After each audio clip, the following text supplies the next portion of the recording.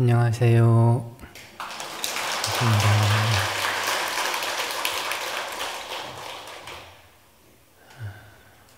오늘 말씀드릴 대목은 지장경 처음 부분에 나오는 건데, 각 세계에서 불보살님들이 오셔서 서가모니 부처님께서는 오타각세에 강강 중생들을 주복하시고 고통이 되는 법과 즐거움이 되는 법을 알게 해주신다. 그 대목을 이제 한번 얘기해 볼까 합니다. 오타각세다 하면은 겁탁, 견탁, 번뇌탁, 중생탁, 명탁, 이 5가지를 이제 얘기를 합니다. 견탁하게 되면은 5가지 잘못된 견해, 신견, 변견, 개금치견, 견치견, 사견 등 잘못 이 세상을 바라보는 안목, 이러한 것을 가지고 있다. 그런 것들이 점점 치성해진다. 견탁이다. 견해가 흐려진다. 이렇게 얘기를 하고, 번뇌탁 하면 탐, 진, 치, 만의 5가지 근본 번뇌가 더더욱 치성해져 가지고 사람들이 그 번뇌에 불임을 당하는 일이 많아진다. 이 견탁과 번뇌탁을 기본으로 해서 중생탁은 뭐냐? 중생들이 이 해탈하는 업을 짓지 못하고 육도 윤회를 반복하면서 고통받아야 될 업들을 더욱더 증장시켜 나가고 더욱 열심히 해 나가는 것을 중생탁이다. 중생노름하는 이들이 많아진다. 이 중생탁이고, 그 다음 명탁이 뭐냐? 중생의 업을 자꾸 지으면은, 그 중생의 업이라고 하는 것은 결국은 탐진치를 기반으로 하기에 악업을 자꾸 짓는 거죠. 악업을 자꾸 지으면은 자기의 본래 가지고 있던 수명보다 짧은 수명을 누리게 돼 있다. 점점 수명이 짧아지게 돼 있다. 그걸 명탁이다. 이렇게 합니다.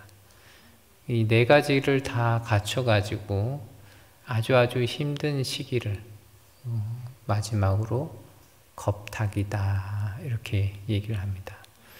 이 오탁이 가득한 아주 악함이 기본으로 장착된 세계에서, 그러면은 강강중생들이 활개를 치기가 매우 쉽다. 강강중생이라 하는데 강자는 굳세 강자에 강할 강자다. 어떠느냐? 똥꼬집이 세다. 고집이 참 셉니다. 집착의 힘이 너무나 강해요. 그 집착의 힘이 강할 때 우리는 그냥 나는 이것이 없으면 안 됩니다. 혹은 나는 이것을 반드시 해야 됩니다. 혹은 나는 항상 이렇습니다. 이런 얘기들을 참 많이 합니다. 그래서 우리가 이제 그리고 거기서 조금만 우리가 벗어나면은 이 괴로워서 힘들어서 막 죽을 것 같은 느낌을 주는 게 강하다, 굳세다, 이런 얘기거든요. 집착이 강한 것을 우리는 다른 말로 고집이 똥꼬집이더라, 똥꼬집이다, 이런 얘기를 자꾸 하는 거죠. 그러면은 고집이 있는 사람은 어떻게 생활을 하느냐? 그것을 이 인연을 만나서 자신이 이런 상황에는 이렇게 해야지 하는 마음을 안 먹고 있어도 비슷한 상황을 만나면 자신의 그 습관, 자신의 그 고집, 특성, 이런 것들이 매우 충동적이게 발현이 됩니다. 그걸 스스로 제어할 수 있는 힘을 상실하고 그거를 막 일으킵니다. 마치 학질에 걸린 사람이 불특정한 시간에 학질을 일으키듯이, 발작을 일으키듯이 우리는 자기의 업이 발동되는 것을 알아차리지도 못하고 제어하지도 못하고 막 나갑니다. 자기 인생에서 나의 인생의 낙은 술이다 이러면은 술이 없는 세상은 참으로 어렵더라. 술이 없으면 재미도 없고요. 어딘가에 갈 의무도 없고 아무 그게 없는 상태가 됩니다. 근데 술을 만나게 되면 참으로 의미 있는 자리였고 내용은 다 중요하지가 않아요. 참 중요했고 참 행복한 시간이었고 참 좋은 사람들과 함께 하고 있었다. 그 얘기를 합니다. 또 이제 우리가 이제 요즘 말로 관심종자라고 하죠. 관심을 받아야 하지만 마음의 안정을 얻으시는 분들이 있습니다. 그런 분들은 자기가 어떠한 모임에 있어서 얘기를 하면서 주도적으로 사람들이 자기를 바라볼 때는 아주 얼굴빛이 신나 있습니다. 그러다가 누군가 옆에서 한마디 다 끼어들어가지고 다른 얘기를 하고 있으면 급 시무룩해집니다. 나이가 중심이 아니네 하는 마음에 급 시무룩해지 있습니다. 근데 그 시간이 짧으면 괜찮은데 조금 길어지면은 어떤 행동을 하시냐면은 남의 얘기를 톡톡 끊어 먹습니다. 그래서 그 관심이 자기에게로 다시 돌아오도록 자꾸만 합니다. 근데 이 분위기라든지 뭐 내용이라든지 이런 게 자기한테 돌아가지 않아야 되는데 그래도 그 관심받지 못하는 게 너무나 억울하니까 거기서 계속 이상한 행동과 이상한 말들을 계속합니다. 그러다 보면은 주변에서 다시는 저 사람과 함께 모임을 가지지 말아야겠다. 어디를 가지를 말아야겠다. 이런 얘기들을 하기도 하고 또 이제 사람의 습관 중에 많은 습관을 차지하는 게 이제 뒷담화하는 습관인데 뒷담화 하시는 분들이 또 그룹을 잘 지으십니다. 그래서 뒷담화를 할 때는 항상 앞에 있는 사람이 아니라 없는 사람을 뒷담화를 하니까 뒷담화를 할 때는 재밌어 하면서 막 신나게 합니다. 근데 그게 언제 두려움으로 다가오느냐, 자기가 자리를 비워야 될 때는 크나큰 두려움으로 돌아옵니다. 어떻게든 어떤 분이 저한테 와서 보살님들은 거사님들보다 소변 참는 것이 훨씬 더 훌륭하다 이런 얘기를 하시던데 그게 길러진 것인지 천연적인 건지는 모르겠어요. 근데 이제 그렇게 두려우니까 뭔가 일이 일어날 것 같다 싶으면 무조건 참고 나랑 친한 사람들이 나를 빼고 저기 어딘가에 2명, 3명이 모여 앉아 있기만 해도 왠지 불안해서 저쪽으로 달려가야 될 것 같고 그 발동이 계속 걸려가지고 끊임없이 거기에 이끌려서 막 살아가더라.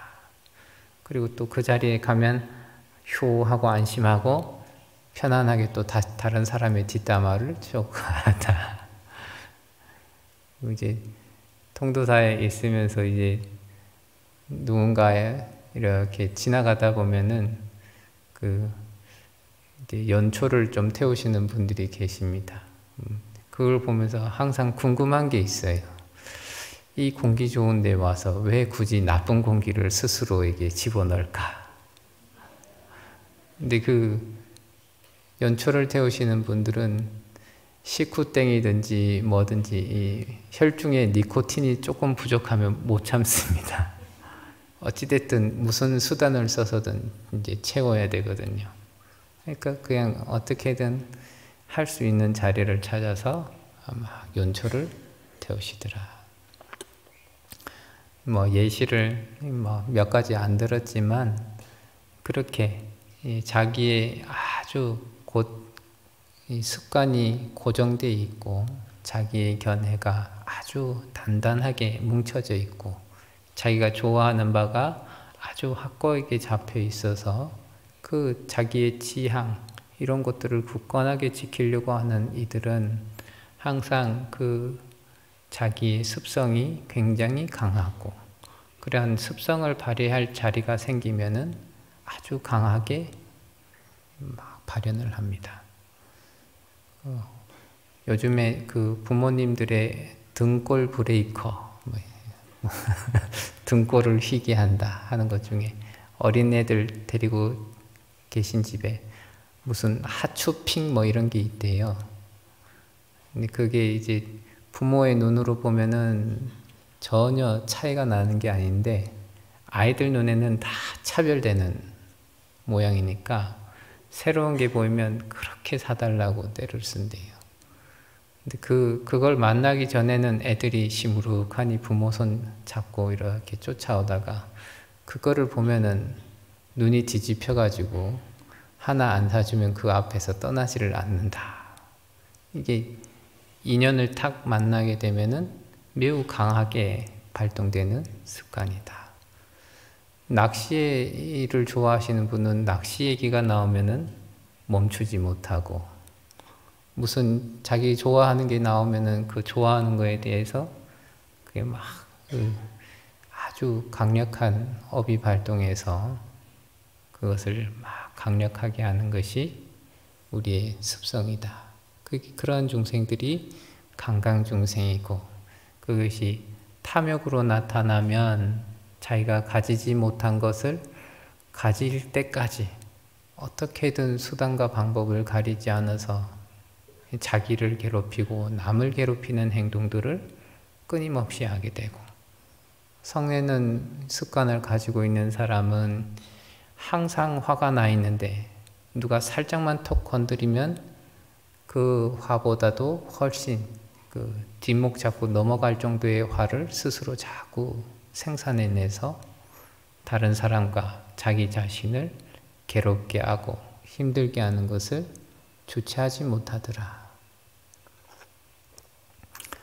게으른 사람은 뭔가를 해야 되는 것이 있을 때 어떤 반드시 해야 되는 일에 대해서도 다음에 하면 되겠지요 하고 게으름을 피우면서 계속적으로 나와 남을 힘들게 하는 그런 업들을 자꾸만 키운다. 이게 강강중생이잖아요. 부처님께서는 그러한 중생들을 조복하신다. 이 정도가 아주 적은 사람일 때는 어떻게 하느냐, 조용조용하게 타을려서 그러한 습성이 강하게 표출되지 않도록 잘 조율해 주는 것이 첫 번째고요. 아주 강력하게 나오는 사람한테는 강력하게 제지를 하면서 꾸짖을 것을 확실하고 크게 꾸짖어서 저 상대방이 확실히 알게끔 하는 것이 복이다. 조율하는 것이 조고 완전히 복종시키게 하는 것이 복이다. 두 가지 패턴이죠. 잘 하고 있는데 순간적으로 조금씩 튕기고 왔다 갔다 하는 사람은 조율을 스스로 할 수 있도록 자꾸만 옆에서 잘하고 있는데 조금만 더 이렇게 했으면 좋겠다 하고 얘기를 자꾸 해주고 너무나 심한 사람은 그런 것은 반드시 해서는 안 된다 하면서 조금 더 강한 제재를 가하고 혹 필요에 의해서 구속도 할 수 있고 하는 것이 복의 의미가 되겠죠. 부처님께서는 그 갖가지 방법으로서 강강 중생들을 조복하게 해요. 근데 여기서 가장 중요한 것은 이 강강한 성품이 조복이 되어야지 그 다음에 부처님의 법문인 지고락법, 고통이 되는 법과 즐거움이 되는 법을 알게 해줄 수가 있어요. 담배를 열심히 피워서 하루에 한 갑을 다 피우시는 분한테 담배는 몸에 해롭습니다. 아무리 얘기해도 귀에 들어가지가 않아요. 술을 하루에 맥주 한 짝씩 드신다. 그런 분한테 술을 드시면 해롭습니다. 얘기해도 그 얘기가 들리지 않아요. 그래서 고집이 강하고 아주 그 특성이 강하게 발현되는 사람들한테는 그 지고락법, 이것을 하면 고통이 됩니다. 이렇게 하면 즐거움이 됩니다. 얘기를 아무리 한다 해도 그게 통하지가 않더라. 그 전에 그 습성이 그렇게 강해지고 아주 강렬하게 발현되지 않도록 자꾸만 조율하는 것들이 필요하더라. 그럼 어떤 법을 보통 쓰느냐? 이를 조복을 할 때도 평상시 하지 않던 것들을 할 수 있는 용기가 있어야 조복이 되어집니다. 이 탐심을 내던 사람한테 누군가가 성공을 한 사람이 그 고생하고 있는 것을 이렇게 옆에서 보여주기도 하고, 혹은 그냥 아무것도 없는 호수나 산이나 바다나 이런 데서 머리를 좀 식힐 수 있게 한다든지 등산을 한다든지 이런 방법들도 우리가 이제 쓰고 있는 거죠. 이 절에 오시게 되면 부처님 법당에 들어오셔서 부처님 얼굴을 하염없이 쳐다본다든지 절을 한다든지 경전을 읽는다든지 혹은 주력을 한다든지 연부를 한다든지 참선한다든지 갖가지 방법으로서 자기의 이 강강한 성품들이 발현이 되지 않도록, 강강한 성품이 자꾸 발동하지 않도록 제어할 수 있는 방법들을 찾아서 하나하나 이렇게 해봅니다. 그래서 그 자기의 강강한 성품들이 조금이라도 조절이 되고 이 때와 장소에 따라서 혹은 발동해야 되는데 발동하지 않도록 확실하게 누를 수 있는 그런 시기가 딱 되고 나면은 그제서야 자기 자신이 어떠한 행동을 하고 있었는지, 나에게 내 삶에 고통을 주는 법을 실행하고 있었는지, 즐거움을 주는 법을 실행하고 있었는지를 확실하게 알게 한다. 상대방보다 내가 조금이라도 훌륭하다, 내가 조금 더 저 상대방한테 갑질을 할 수 있다. 그런 상황에 된 분들은 아주 자연스럽게 갑질을 하고 상대방을 겁박하고 억누르고 자기 멋대로 조종하려 하고 하는 행동들을 자꾸만 한다. 근데 그게 자기가 갑질을 할 수 있도록 했던 조건, 돈이 될 수도 있고 지위가 될 수도 있고요. 그 조건 중에 하나만 턱 빠지게 되면은 그만 바람 빠진 풍선 마냥 흐물흐물하니 아무 신매가리도 없는 그런 사람처럼 딱 바뀌어가지고 있더라. 그러다가 과거에 자기가 갑질했던 대상들이 다시 도려와서 갑질을 하게 되면은 저 사람이 나한테 어떻게 저렇게 할 수가 있느냐. 나는 참 선하게 대해줬는데 쟤는 나를 갑질하더라. 적반하장처럼 다시 또 이제 상대방을 흉보고 화내고 하는 그쪽으로 자꾸만 가더라 하는 거죠. 이제 그 조복 강강 중생, 나의 강강한 성품, 내가 꼭 집착하고 있는 그 성품이 과연 어느 위치를 잡고 있는가 하는 것들을 자꾸만 살펴봐야 됩니다. 참 쉽지 않습니다. 저도 이렇게 저를 관찰해 보니까 갈수록 하나씩 이렇게 주변에 과자가 있으면 손이 안 참아져요. 이렇게 하나하나씩. 그 인과가 뭐냐면은 몸의 중부 지방이 두터워집니다. 영역을 점차 넓혀가요. 넓혀진 중부 지방을 보면서 이 영역을 좀 좁혀야 될 텐데 이 생각을 해도 요 손이 이렇게 자기도 모르게 작동하는 요걸 탁 멈추지를 못하니까 중부 지방이 아주 굳건하게 자리를 잡고 있더라.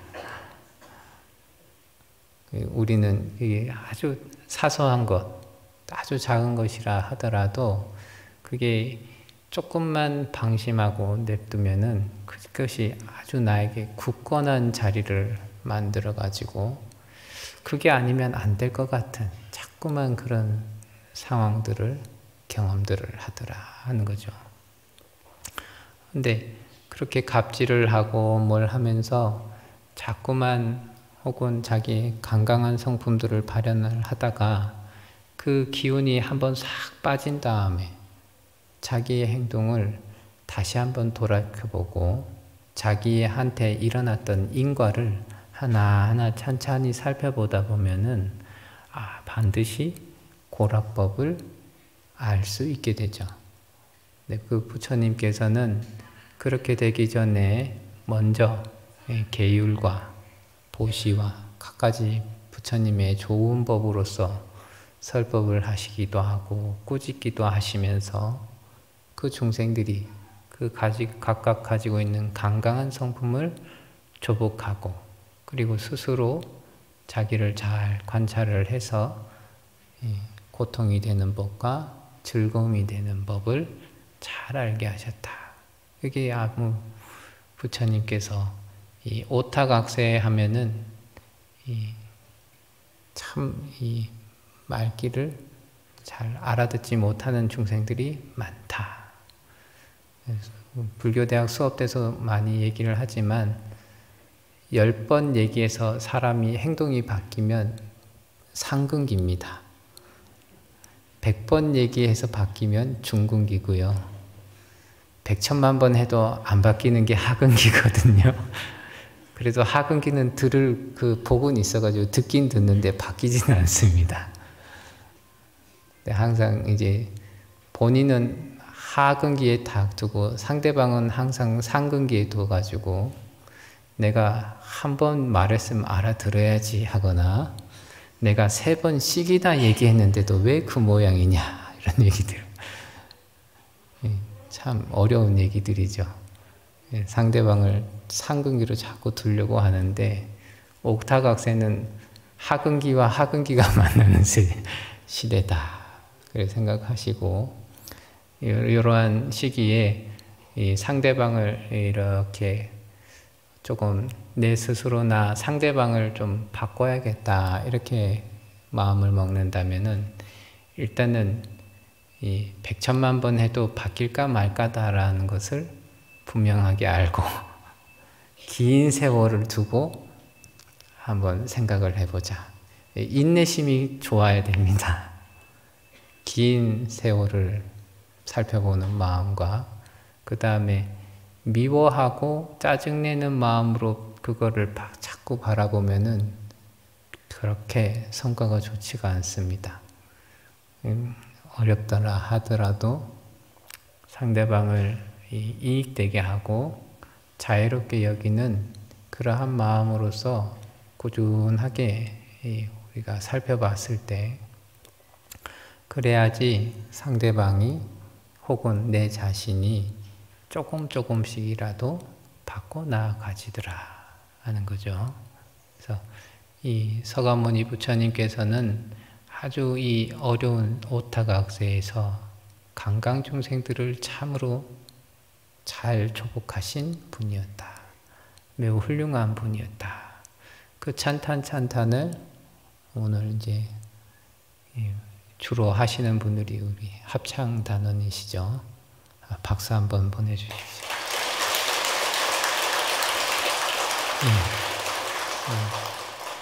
어떤 시대가 되든지 이런 부처님들이 중생들을 구제하기 위해서 참으로 많은 노력과 힘을 쏟으신 것들을 우리가 자꾸 기억하고 부처님을 찬탄하고 부처님을 바라보고 이렇게 지내신다면 훨씬 더 우리는 우리 자신이 가지고 있는 강강한 성품들을 하나하나 조복해서 내가 정말로 버려야 될 것과 취해야 될 것, 나에게 고통이 되는 것과 즐거움이 되는 것이 무엇인지 분명하게 알 수 있지 않겠는가 생각합니다. 오늘 본문 여기서 마치겠습니다.